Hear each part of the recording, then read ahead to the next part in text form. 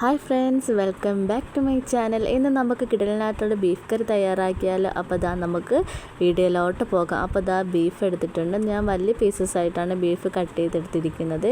ഇനി നമുക്കിതൊരു കുക്കറിലോട്ട് ഇട്ട് കൊടുക്കാം. അപ്പോൾ ബീഫെല്ലാം ഒരു കുക്കറിലോട്ട് ഇട്ട് കൊടുക്കുന്നുണ്ട്. ഇതിലേക്ക് ഒരു അര സ്പൂൺ കുരുമുളക് പൊടി, അര സ്പൂൺ മഞ്ഞൾപ്പൊടി, ആവശ്യത്തിന് ഉപ്പ്, കുറച്ച് ഇഞ്ചി വെളുത്തുള്ളി ചതച്ചത്, ഇതെല്ലാം കൂടിയിട്ട് നന്നായിട്ടൊന്ന് മിക്സ് ചെയ്തെടുക്കാം.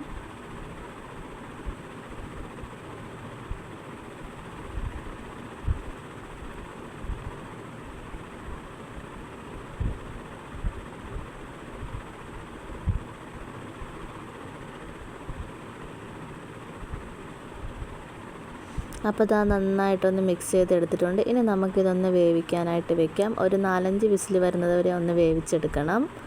അപ്പോൾ അത് വെന്ത് വരുന്ന സമയം കൊണ്ട് നമുക്ക് ഉള്ളിയൊക്കെ ഒന്ന് വഴറ്റിയെടുക്കാം. അപ്പോൾ ഒരു ചട്ടി വെച്ച് കൊടുത്തിട്ടുണ്ട്.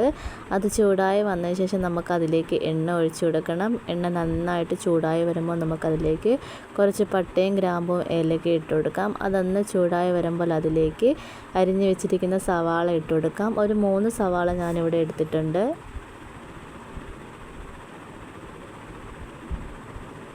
അപ്പോൾ സവാളയും കൂടെ ചേർത്ത് നന്നായിട്ടൊന്ന് ഇളക്കി കൊടുക്കുന്നുണ്ട്.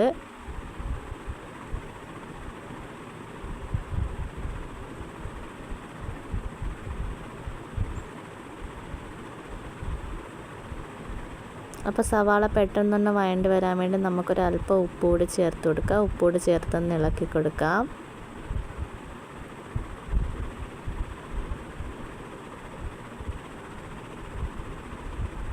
അപ്പോൾ നമ്മുടെ ബീഫ് വെന്ത് ഏകദേശം 2-3 വിസിലായിട്ടുണ്ട്. ഇനി നമുക്കതിലേക്ക് ചേർത്ത് കൊടുക്കാനുള്ളത് കൊച്ചുള്ളിയാണ്.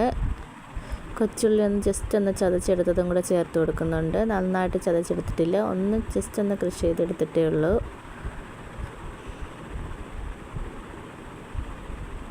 ഇനി ഇതിലേക്ക് കുറച്ച് കറിവേപ്പിലയോടെ ഇട്ട് കൊടുക്കുന്നുണ്ട്.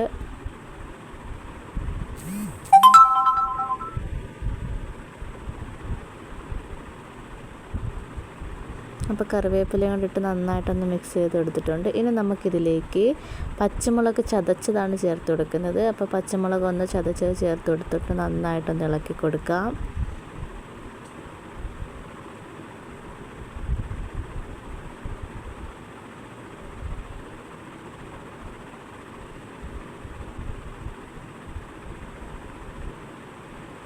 ഇനി ഇതിലേക്ക് ഇഞ്ചിയും വെളുത്തുള്ളിയും ചതച്ചതാണ് ചേർത്ത് കൊടുക്കുന്നത്. ആദ്യം നമുക്ക് വെളുത്തുള്ളി ചതച്ച് ചേർത്ത് കൊടുക്കാം.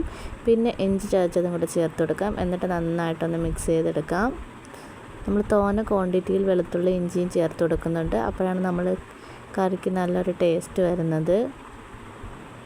ആ ഒരു ഫ്ലേവർ എടുത്ത് നിൽക്കാൻ വേണ്ടിയാണ് നമ്മളത് കൂടുതലായിട്ട് ചേർത്ത് കൊടുക്കുന്നത്. ഇനി ഇതിലേക്ക് നമുക്ക് തക്കാളിയും കൂടെ ചേർത്ത് കൊടുക്കാം. 2 ചെറിയ സൈസിലുള്ള തക്കാളിയാണ് എടുത്തിരിക്കുന്നത്. അതും കൂടെ ചേർത്ത് നന്നായിട്ടൊന്ന് ഇളക്കി കൊടുക്കാം. അപ്പോൾ ഉള്ളിയൊക്കെ നന്നായിട്ട് വെന്ത് വന്നിട്ടുണ്ട്. അതുപോലെ തന്നെ തക്കാളിയൊക്കെ നന്നായിട്ട് വെന്തുടഞ്ഞ് വന്നിട്ടുണ്ട്. ഇനി നമുക്ക് മസാലകൾ ചേർത്ത് കൊടുക്കാം. അര സ്പൂൺ മഞ്ഞൾപ്പൊടി, 2 സ്പൂൺ മല്ലിപ്പൊടി, 1 സ്പൂൺ കുരുമുളക് പൊടി,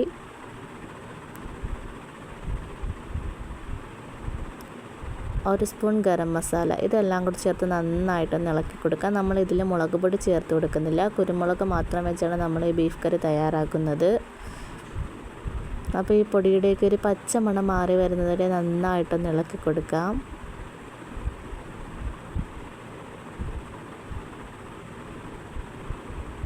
അപ്പോൾ ഈ സമയം കൊണ്ട് തന്നെ നമ്മൾ ബീഫ് ഒരു 3/4% അത് വേവായിട്ടുണ്ട്.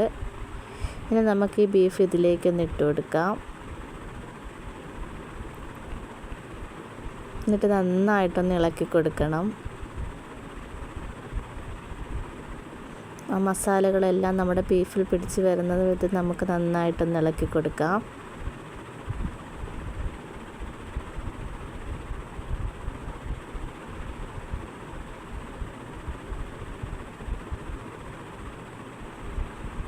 അപ്പോൾ നമ്മുടെ ബീഫ് കറി നന്നായിട്ടൊന്ന് തിളച്ച് വന്നിട്ടുണ്ട്. ഇനി നന്നായിട്ടൊന്ന് കുറുകിയും കൂടെ വരണം. ഒന്ന് അടച്ച് വെച്ച് നമുക്ക് വേവിച്ചെടുക്കാം.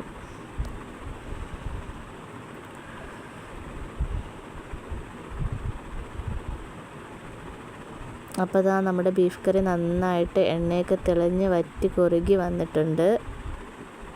അപ്പം നമ്മുടെ വളരെ ടേസ്റ്റി ആയിട്ടുള്ള ബീഫ് കറി ഇവിടെ തയ്യാറായിട്ടുണ്ട്. വളരെ ടേസ്റ്റിയാണ്. നമ്മൾ കുരുമുളക് മാത്രം ഇട്ടാണ് ഈ ബീഫ് കറി തയ്യാറാക്കിയത്. ഒന്ന് ട്രൈ ചെയ്ത് നോക്കുക. അതുപോലെ തന്നെ ഫീഡ്ബാക്ക് അറിയിക്കാനും മറക്കല്ലേ. ഇഷ്ടപ്പെട്ട ചാനൽ ഒന്ന് സപ്പോർട്ട് ചെയ്യുക. അതുപോലെ തന്നെ ലൈക്ക് ചെയ്യാനും ഷെയർ ചെയ്യാനും മറക്കല്ലേ.